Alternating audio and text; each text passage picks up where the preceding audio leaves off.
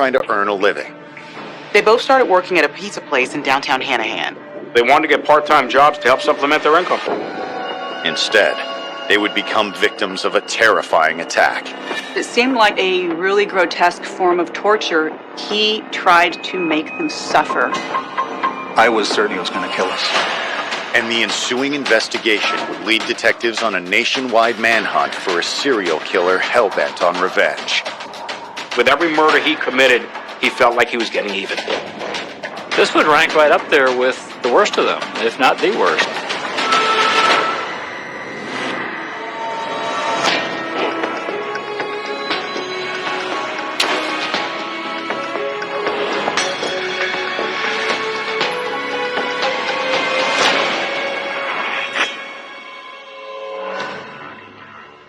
December 4th, 1985.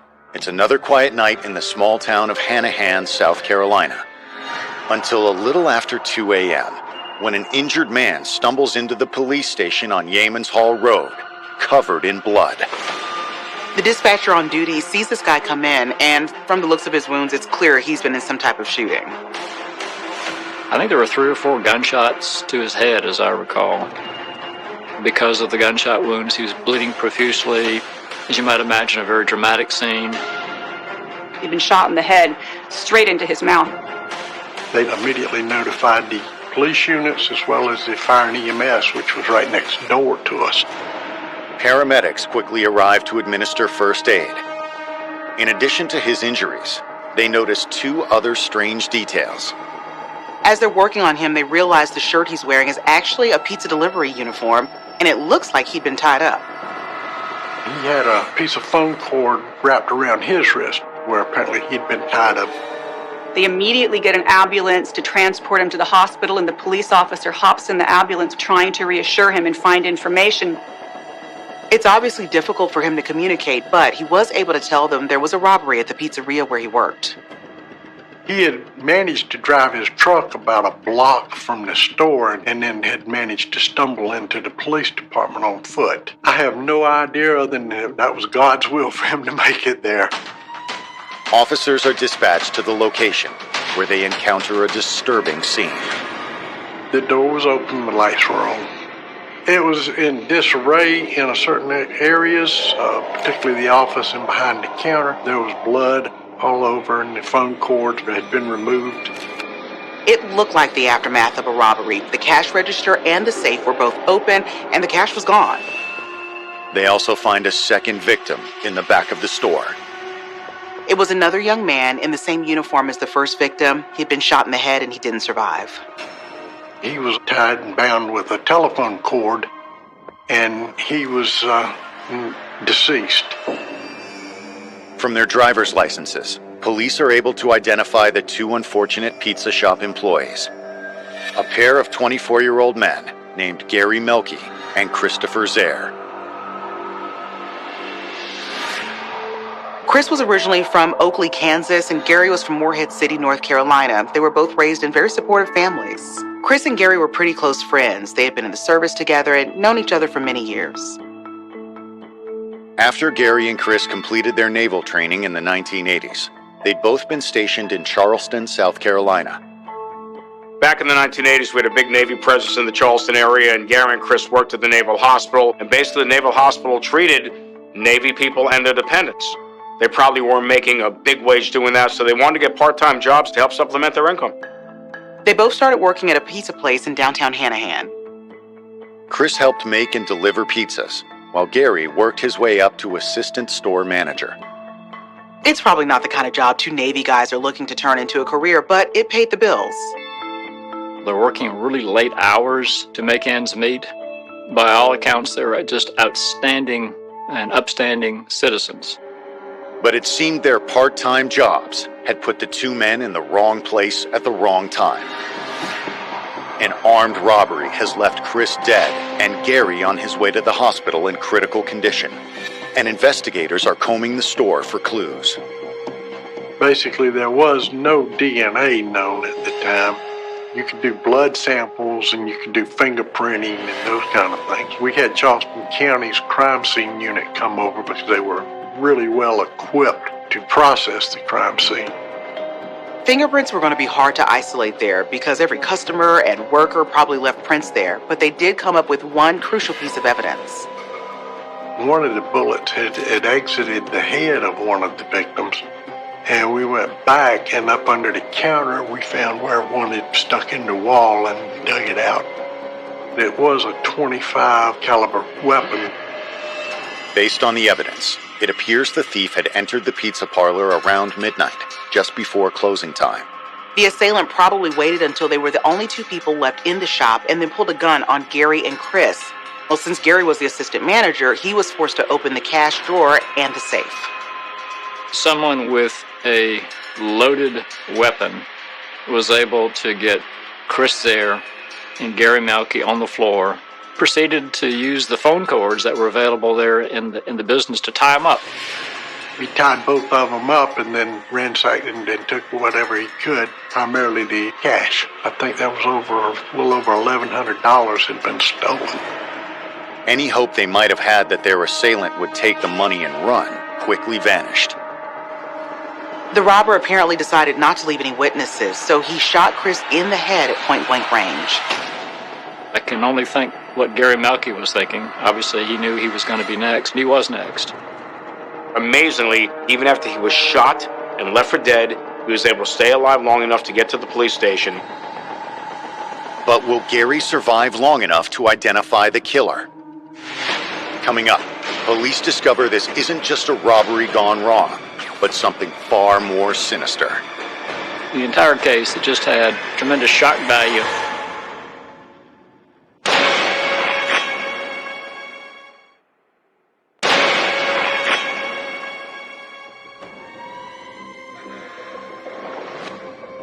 Detectives in Hanahan, South Carolina are investigating a shooting at a local pizza parlor that has left Chris Zare dead and Gary Melky in the hospital. They were both shot execution style. Chris died instantly, but Gary was somehow able to survive. ER doctors worked quickly to stabilize Gary's wounds. He'd been shot 4 times in the temple, the jaw, the base of his skull, and his neck. It must have been touch and go for a while. One of the officers went with Gary to the hospital. Once hospital workers cleared his mouth of blood enough for him to talk, he asked if he could describe the shooter. To their surprise, Gary says he knows exactly who shot him. A recently hired fellow Dominos employee named Mitchell Sims. Gary was screaming in pain, but he was able to give a pretty good description of Sims, including the color of his hair. We contacted the store manager, and he came to the scene, and he pulled Mitchell Sims' application and provided it to us. According to his records, Mitch was a 25-year-old part-time employee. He had not been working there very long. When investigators contact Mitchell's family, however, they learn he has a checkered past.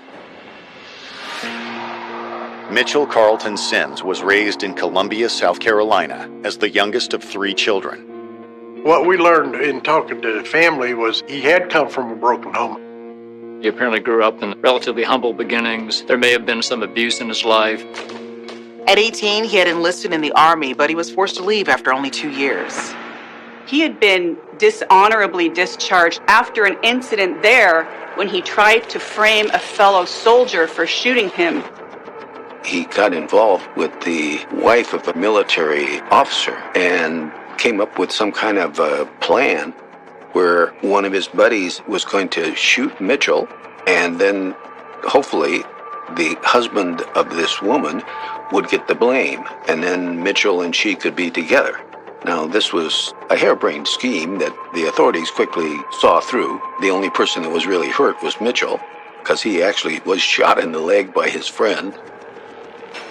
And then the military, through their investigation, they wound up charging him, and he did some time at Fort Leavenworth. When he got out of prison in 1980, Mitch was 20 years old. He returned to Columbia, where he married a childhood friend, Teresa. She was only 16 at the time, but she seemed to be the more mature of the two. They wound up having 3 kids together. She kept him pretty well balanced, and she was a very nice lady. In January of 1985, Mitch started working as a manager at a Domino's Pizza in Columbia. On the surface, it appeared as though he was actually getting some level of success. And he was highly regarded and was doing very well. And then there was a dispute about the low pay. And apparently he had a falling out with his boss and had his bonus cut. He was upset. Instead of moving on, Mitchell had apparently decided to fight back. When he didn't get the bonus he felt he was entitled to, he tried to stage a coup with the other employees and get everyone to resign in protest. He became involved in a strike against the company, but his coworkers did not join him, and so he was very bitter about that. In May of that year, Mitchell even sent a formal complaint to corporate headquarters, but he never got a response and ultimately quit his job. He was upset the way he was treated. He was disgruntled. He did a series of odd jobs after that, but he could never make enough money to pay all the bills for the wife and the 3 kids, and she was very unhappy about that. It put a lot of stress on the marriage, and it led to Mitch having an affair with a young woman he met during the strike. The young woman's name was Ruby Paget. She's only 18 or 19 years old. I just sort of saw her as a person that was crying out for some love and some attention. She came from a terrible background, and she'd run away from home and worked various low-level jobs and done a lot of drinking and drugging, and there were 2 lost souls that came together. Mitchell ultimately left his wife and children to be with Ruby. They moved into a trailer together in North Charleston. He was drinking more and more, and he was involved with Ruby, who liked to drink and do marijuana and speed or whatever else she could get her hands on, and so Mitchell joined her in that. Ruby wasn't working, so Mitch had to support her too, and it didn't seem like she was all that happy with his effort. What little income that he could earn was squandered on alcohol and drugs. In November of 1985, Mitchell swallowed his pride and applied for a job at a different Dominos franchise, this time in Hanahan, South Carolina. But after only 2 weeks, it already wasn't going well. They'd given him a part-time job delivering pizzas, but a couple of weeks after he started, his truck broke down and he couldn't afford to fix it, which means he couldn't deliver pizzas. He was basically worse off than when he started. Considering Mitchell's history, it's not difficult to believe the setback could have driven him to commit armed robbery. That was his way of getting money. He knew how the system operated. He knows where the cash is kept. This is all because of his bruised ego over not getting a bonus. Coming up, investigators' search for their suspect becomes a nationwide manhunt. He went on a crime spree, and he wanted to get revenge. He had a hunger to kill.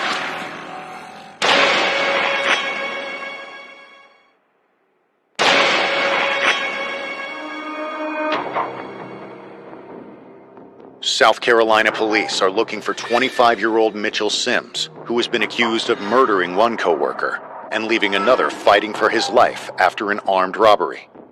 He already had the money when he shot them both execution style and close range in the head. It was very gruesome. From talking to family members, they know that he's living in a trailer with his 20-year-old girlfriend, Ruby Paget. They just don't know where she fits into all this yet. Investigators obtain the couple's address from Mitchell's job application. We then met with North Charleston Police Department because the residence was in their jurisdiction. And we went over there, but we couldn't locate exactly which mobile home he lived in. We got a search warrant for it. And we went back over there the next morning, and that's when we found out which one he lived in. But when officers enter the trailer, they quickly realize that they're too late. During that time gap, Mitchell Sims and Ruby Paget, they were able to escape. We had officers go to the airport and check with all the airlines there. We had officers go to the bus station. We were checking all the motels in the area. It was all over the police radios. The police told us Mitch Sims' name as soon as they found out because they needed the media's help to spread the word. They did give a picture out to all the local TV stations just in case he was still in the area. We ultimately developed some information that he might have taken a bus out of Charleston. And that's when we got with the Federal Bureau of Investigation, and they sent a couple agents out to work with us. While the manhunt expands, investigators receive another piece of bad news. Following surgery, Gary fell into a coma and never woke up. He died less than a week after the shooting. After everything he had been through, that was heartbreaking. Unfortunately, it also meant police wouldn't have his testimony, and that was their only evidence at that point. With no witness and no leads, the case seems to be getting colder with each passing day. Until December 10th, a week after the armed robbery in Hanahan, South Carolina, police 2,500 miles away in Glendale, California, get a surprising call. A young man named Richard Wagner says he has information about a robbery that happened at a pizza store in Glendale. Richard Wagner walked in just to visit his coworkers because he also worked there, but he was off duty that night and saw this individual who he didn't know. Richard says the stranger came out of the back wearing an employee's shirt and answered the phone as if he worked there. Something about it felt immediately off to him. Nobody in the store was acting the way they normally would. His friends who were working there treated him strangely as if they didn't know him, so he quickly became suspicious. He also saw him smoking a cigarette, which was a no-no under company policy. Richard called his boss at a payphone. He agreed to meet Richard at the store to find out what's going on. But when they got there, they couldn't see anyone at all. They immediately called police. Officers arrive within minutes. At first glance, the store appears to be empty. But when they open the walk-in cooler, they make a gruesome discovery. There were 2 employees inside, hanging from storage racks. They were standing on boxes and gasping for breath. It seemed like a really grotesque form of torture. They were tied with their hands behind their back, with the rope going over a rack and the other end around their neck. They were having a great deal of trouble staying up off their toes so that they wouldn't choke to death. Police quickly cut them down. The 2 victims turn out to be 41-year-old delivery driver Ed Sykam and 19-year-old assistant manager Corey Spearoff. They gave us jackets and blankets or whatever else they had to try to warm us up. They immediately started the questioning of just, what's the story, what happened? Corey tells them that Ed stayed behind to help him close up for the night. Another employee, John Harrigan, was out making his last delivery. I had already pulled the cash and I was making up my bank deposits. I heard someone come into the store. Corey goes out front thinking it's John, but instead he finds 2 customers, a man with dark hair and a skinny blonde woman. Corey tells police that before he could even say they were closed, the man pulled out a gun. My whole being was sucked right into that barrel. Very calm. He just said, go back in the office. Ed was standing just off to the side, and he saw what was going on. He was instructed to come over, and we both went into the office. She had a long butcher knife. She was the one who was basically collecting the money, so I was giving the money to her. This was probably the perfect time for them to approach and rob us. It was the very end of the night. We were minutes from closing. We would have already begun to accumulate any cash or monies in the store to make the bank deposits. Corey says he warned the couple that their delivery driver would be returning soon, but they didn't seem to care. I said, if you hear someone come running in the door, don't panic. He's due back any moment now. Corey said the man just took off his sweater and showed him what he had on underneath it. It was a pizza delivery uniform with John's name on it. He sort of laughed and said, no, I don't think so. It was alarming. A whole bunch of thoughts go through your head on what happened, where's John? Once the robbers collected all the money, they told Corey and Ed to both face the wall. The wall, he had the gun up, extended out, and I was certain at that point that was when he was going to kill us. But at that exact moment, they hear someone come into the store. At that very moment, someone called out, hey, is there anybody here? So I looked back at him and said, what do you want me to do? And he put the gun on my head and said, don't do anything stupid, I'm going to blow this guy away. Coming up, another victim with a familiar MO. The taking and killing of the employee, and then the way he tied the other employees up. He knew the ins and outs of the pizza operation.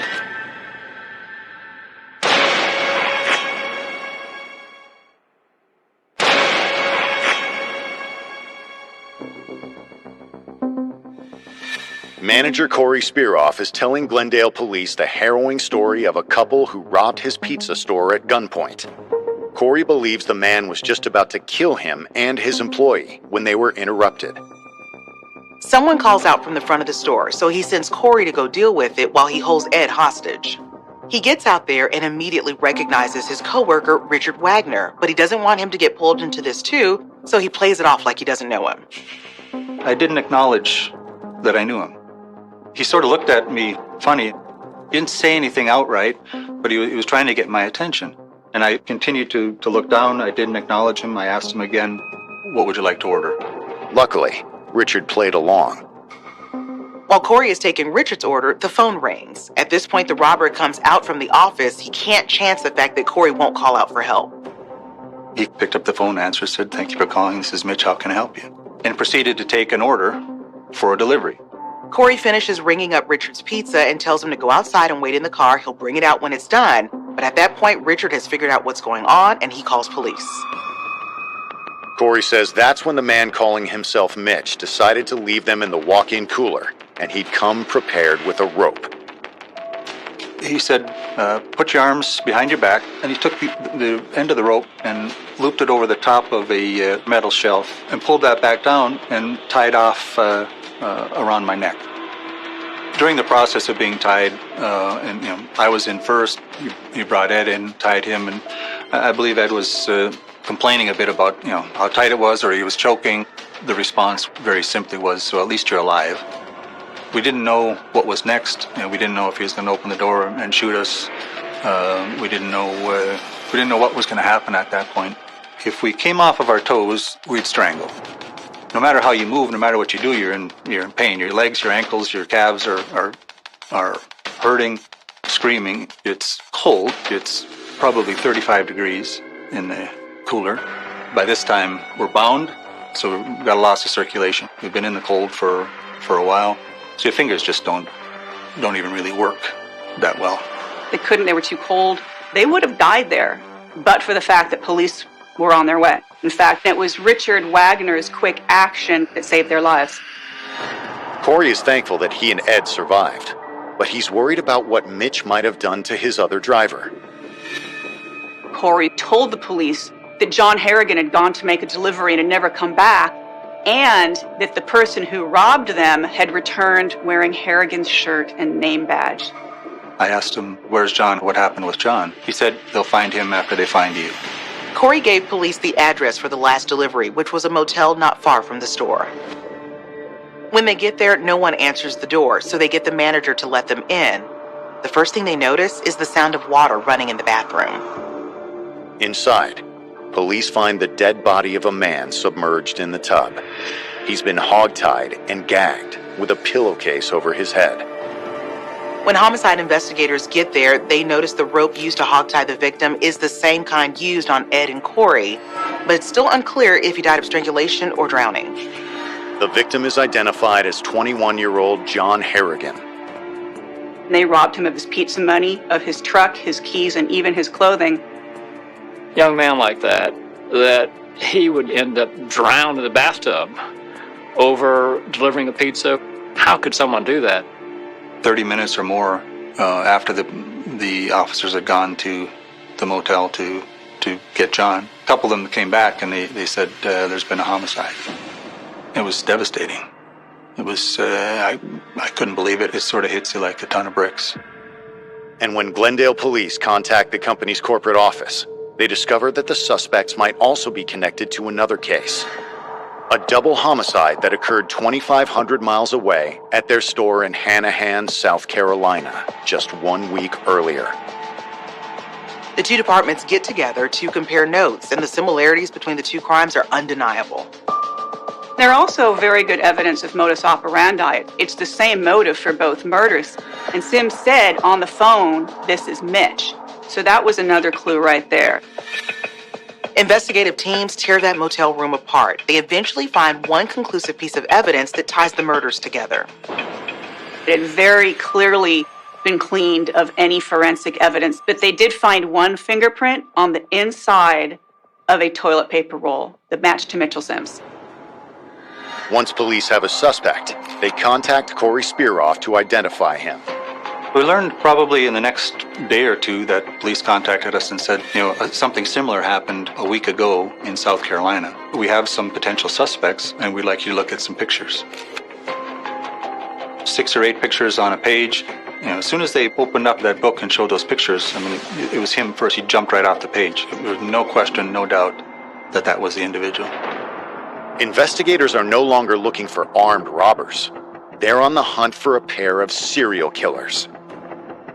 Both states have had innocent citizens cut down in the prime of their lives. There's no question Mitchell Sims committed these horrible crimes. This wasn't about robberies. This was about making employees suffer. The way that he killed them was, in fact, torture.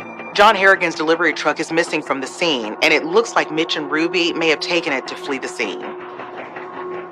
California police immediately issue a nationwide alert for the missing truck and the couple.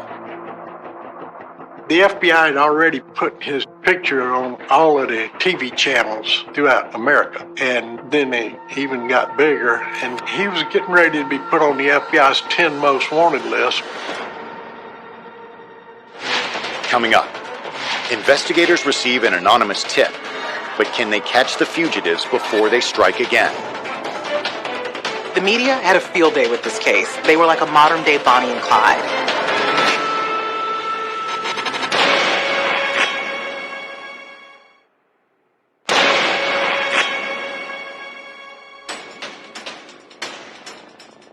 Investigators from multiple law enforcement agencies around the United States are working around the clock to locate 2 suspected murderers, 25-year-old Mitchell Sims and his 20-year-old girlfriend, Ruby Paget. It got a lot of attention from the press at the time. It was a sensational case. It was all over the news, all over the newspapers, the TV, the radio. It became interesting because, number one, there were multiple killings, and secondly, involved a national corporation. The corporation took a very keen interest in this. To assist in the search, Domino's Pizza offers up a $100,000 reward for any information leading to their capture. I understood that this is a company that believes in its people, takes care of its people. They really stepped up with a substantial reward for the capture of these individuals. I think they recognize that we need to bring to justice whoever is killing our innocent employees. Nobody knew where they were. So there was real concern in the company, for sure, that it might happen again. 10 days later, on December 21st, officers in Las Vegas, Nevada, find an abandoned truck in a casino parking lot. They run the plates and discover it's John Harrigan's missing truck. It had been wiped down just like the motel room, but inside they found John's uniform and his name tag. So that tipped the police off to their general location. Investigators immediately shift all the media attention to the Las Vegas area. His photo was on television, on the news. There'd been a media blitz about the pizza killers being in Las Vegas area. It doesn't take long for the move to pay off. Just before midnight on Christmas Eve, police receive an anonymous tip that Mitch and Ruby are holed up in a motel nearby. I went out there and checked with the clerk, and when I described him and he had seen the photo on television, he says, well, yeah, it could be him. It's around 2 a.m. and Las Vegas police surround the motel. If it is Mitch, they don't know how he's going to react. They don't know if he's going to go out in a blaze of glory. We went in naturally at gunpoint because he was allegedly armed and dangerous.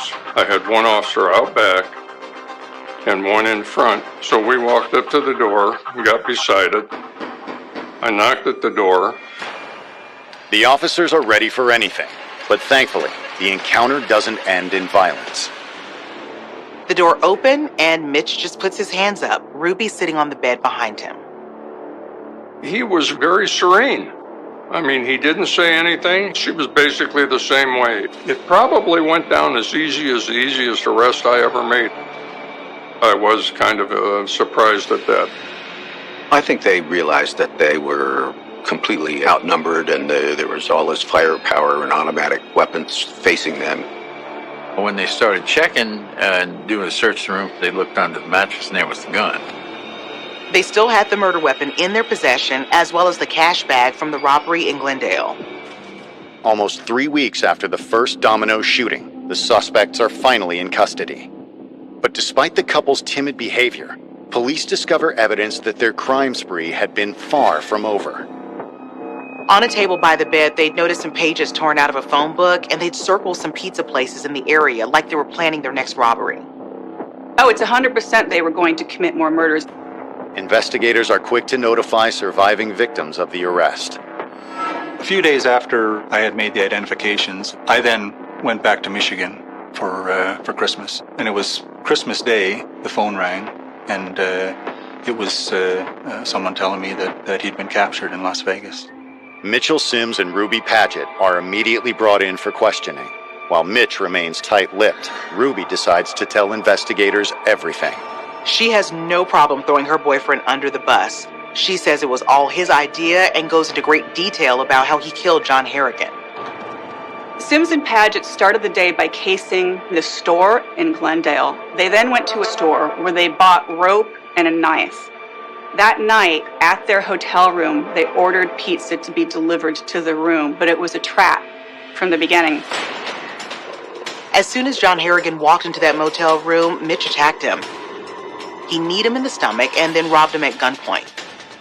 This young man didn't resist at all. He was compliant.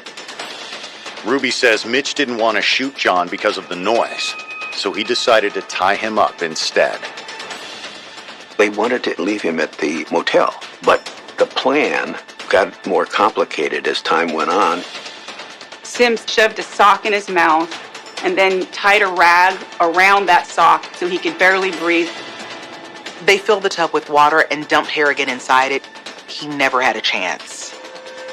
I think Mitchell kind of panicked in the sense that the reason that he was fingered in the South Carolina homicides was that there was a surviving victim. She claimed Mitch held Harrigan's head under the water until he was sure he was dead. They then went back to the pizza store and robbed it. Ruby Paget never took any responsibility for the murder. She said she just went along for the ride and basically blamed Sims. The witnesses, however, don't see it that way. She was a knowing participant. She was actively involved.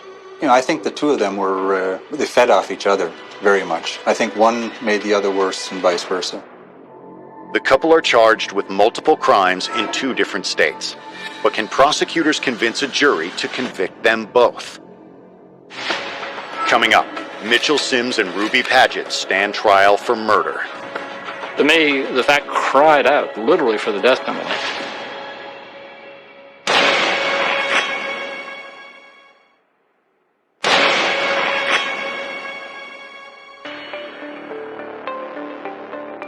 After a month-long manhunt, Mitchell Sims and Ruby Paget have finally been arrested in Las Vegas, Nevada.